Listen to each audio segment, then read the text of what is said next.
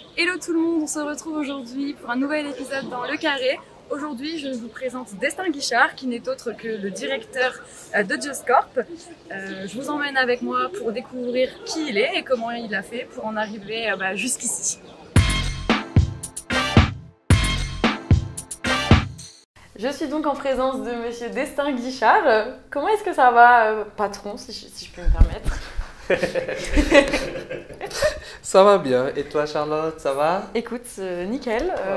Je suis contente qu'on puisse faire découvrir aux gens qui tu es, parce que en fait, sans toi, il n'y aurait pas tout ça. Et je trouve ça intéressant, justement, d'en apprendre un petit peu plus sur toi, ta carrière et tout ça. Tout d'abord, on va rentrer direct dans le vif du sujet. Comment est-ce que tu en es arrivé à ici, le 14 quai d'Essai, à Strasbourg? C'est une longue histoire. J'ai commencé chez moi, donc quand j'ai décidé de faire de la musique, c'était dans une chambre que je n'occupais pas. C'était une chambre, après ma cave, après j'ai aménagé ma cave. J'ai vu que ça commençait à tenir, ça prenait forme. T'avais quel âge? Quand j'ai commencé la musique? Ouais, à ce moment-là. C'était quand à ce moment-là? Puis j'étais rappeur aussi. J'ai commencé la musique, j'avais, je crois, 15 ans. Ok. Ouais, 15 ans. Et qu'est-ce qui a fait que tu t'es intéressé à la musique? La musique, en fait, c'est une partie de moi que j'ai toujours aimé. J'aime bien exprimer. À l'époque, quand j'arrivais à écrire, parce qu'à un moment donné, on n'arrive plus à écrire. Avec l'âge, j'ai pas une carrière comme Booba, là où je veux continuer à faire. Donc, à un moment donné, j'ai dû lâcher. Avec l'âge, je suis plus dans le même move que les jeunes d'aujourd'hui. C'est pour ça que je prends des jeunes personnes comme vous pour travailler avec moi.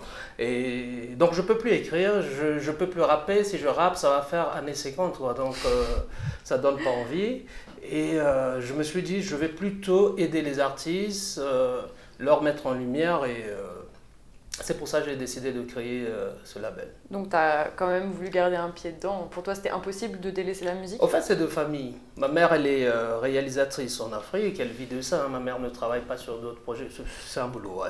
Elle vit du cinéma. Elle est plutôt axée sur tout ce qui est documentaire. J'ai mon petit frère qui est réalisateur, producteur aussi à Marseille. Donc, c'est vraiment de famille. Et on a eu cette envie de faire de la musique ou du cinéma. Quand je partais au pays, on se mettait, on appelle ça des mbongi, je ne sais pas en français comment ça s'appelle, et je ne pourrais pas le traduire. Donc il y a un feu, et tout autour, il y a des papys qui nous expliquent les histoires, et je visualisais tellement loin, je me suis dit, ah ouais, c'est bien de mettre l'image à ces histoires.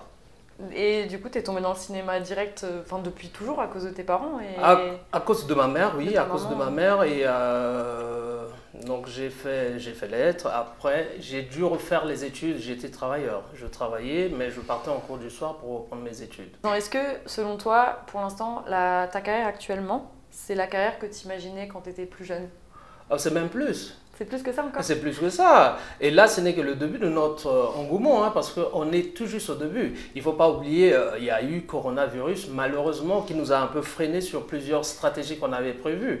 Et la chance que j'ai dans ce domaine, je tombe sur des personnes comme toi, comme tout ce monde qui sont derrière, comme Chabin, et qui ont vraiment cette idéologie d'aller un peu plus loin, d'apporter des nouveautés. Donc du coup, je suis bien entouré. Et là, demain ou après-demain, vous le savez, je ne vais pas le dire à l'écran, on va encore agrandir notre système, on va prendre plus le pied. Toi, tu es heureux, la structure marche. Enfin, on va dire, si tu transmets tes bonnes ondes à la structure, il y a une bonne atmosphère. Et que vous m'aidez aussi. J'espère vraiment que cette affaire sera prospère et je m'en fais pas trop.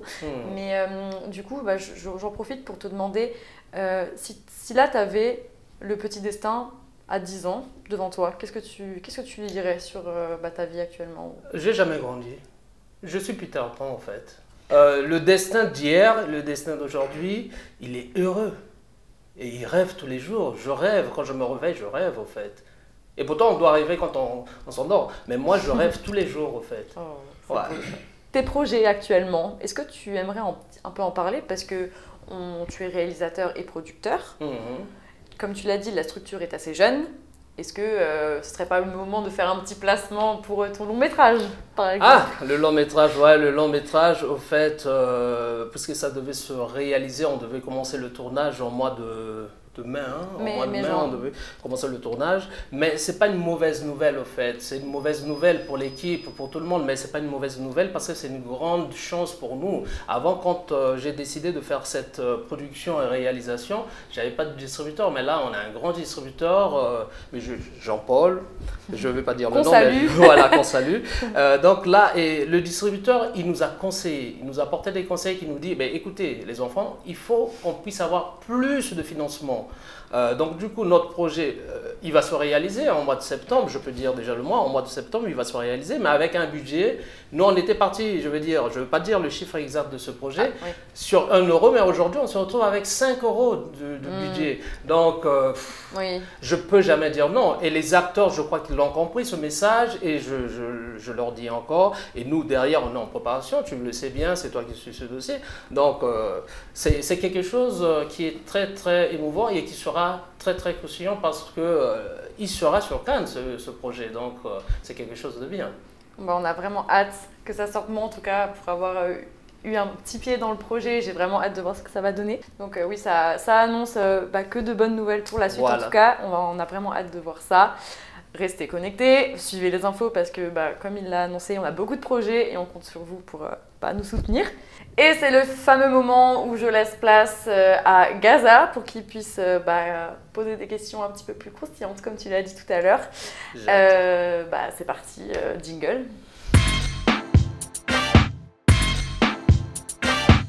Bon, bonjour, monsieur le boss, on va dire boss, pas boss seulement, on va dire boss, comme un père, comme un frère. Comme je dis toujours, Just Cop, c'est une famille.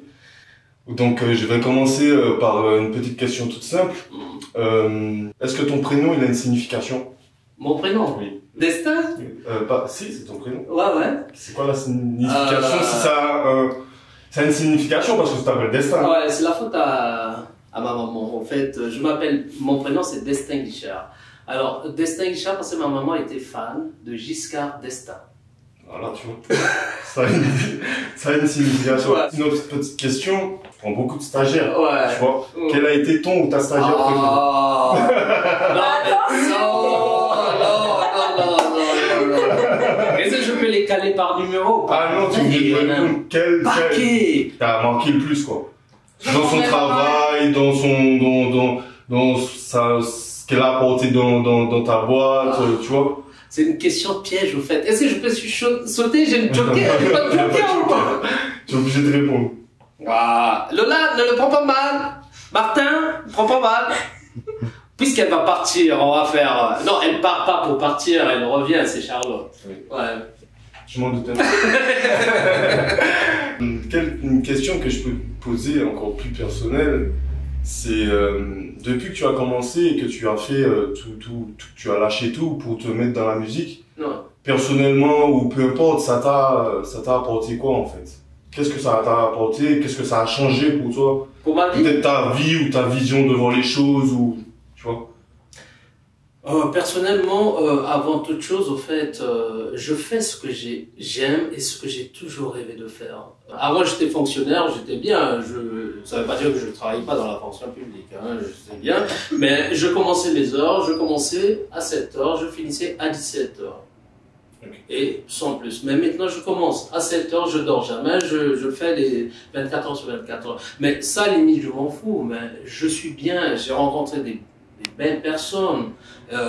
Et ça s'arrête pas, au fait. Donc, ça m'a apporté la joie de vivre. Ça m'a apporté plus de tracas, plus de problèmes, parce qu'à chaque fois, quand on va faire un projet ou quoi, il faut que je regarde le compte, il faut que je fasse ça, j'utilise moins d'argent. Mais au fait, derrière, j'ai tout le bonheur de la terre. Voilà, ce sera tout pour moi.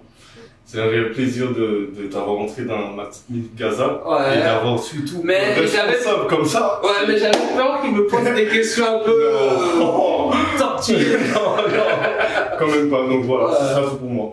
Merci Gaza. Y'a pas de souci. Je vais passer à la question débat. Dis-moi. Du coup, mon cher Destin. Ma chère Charlotte. Si tu devais supprimer ou le cinéma ou la musique définitivement de ta vie, lequel ce serait? Je peux pas.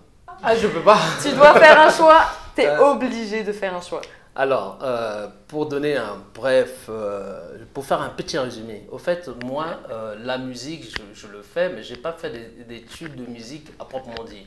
Moi, c'est plutôt le cinéma. J'ai fait l'écriture, j'ai fait les études en montage, j'ai fait tout ça. Donc, moi, c'est le cinéma. La musique, pourquoi je le fais? Parce que je me suis, pas spécialisé, mais je me suis dit, je veux faire du cinéma. Il faudrait que je puisse apprendre comment faire du mastering, mixer, parce que ça me permet De faire du cinéma. de faire. Enfin, de parfaire ton cinéma. Voilà, de faire ça. Et du coup, je me suis retrouvé en créant ma boîte avec un studio. Je me suis dit, c'est un peu bête de ne pas faire venir les artistes. Donc, et après, en sachant qu'avant j'étais un peu musicien, je me dis, je peux pas en fait. Sur ce point, je suis infidèle, je reste avec les deux. Bah, comme c'est un débat, bon, bah, il me facilite pas la tâche parce que le débat, je le fais toute seule. Ouais, merci. Je pense que moi, personnellement, la musique, ça me met plus souvent de bonne humeur que le cinéma. Même si le cinéma, c'est ce que j'aimerais en faire mon métier plus tard, je pense que je garderais la musique si je devais vraiment faire un choix. Parce que tout simplement, moi, je passe de meilleurs moments avec, avec un monde où il y a de la musique qu'un monde où il y a du cinéma. C'est très dur comme question, hein, dur, mais voilà, je sais qu'il y en a regardé plusieurs dans la salle là, qui sont pas trop d'accord. T'as regardé le film, je crois que c'est L'amour, si je ne me trompe pas. Tu vois, c'est un film qui est mélangé. Donc, dans ce projet, il y a la musique. On parle d'une artiste. Hein, elle chante, elle apporte le bonheur, mais on décrit aussi sa vie. Donc, en vrai, moi, je pars du principe que tu ne peux pas le dissocier de ça. Ah oui, mais c'est pour ça que c'est très dur que je voulais te poser cette question. Mais bon, tu as échappé aux mailles de mon filet, mais c'est pas grave. C'est pas grave, c'est très bien. On va garder ce mot-là pour la fin. Je vous remercie beaucoup pour avoir écouté ce que notre cher destin avait à nous raconter. On a hâte de voir la suite, comme on l'a dit tout à l'heure. J'espère vraiment que tout va fonctionner. Je croise fort les doigts. On croise les doigts. Et écoutez, oui, plein de chance pour la suite, quoi. Voilà.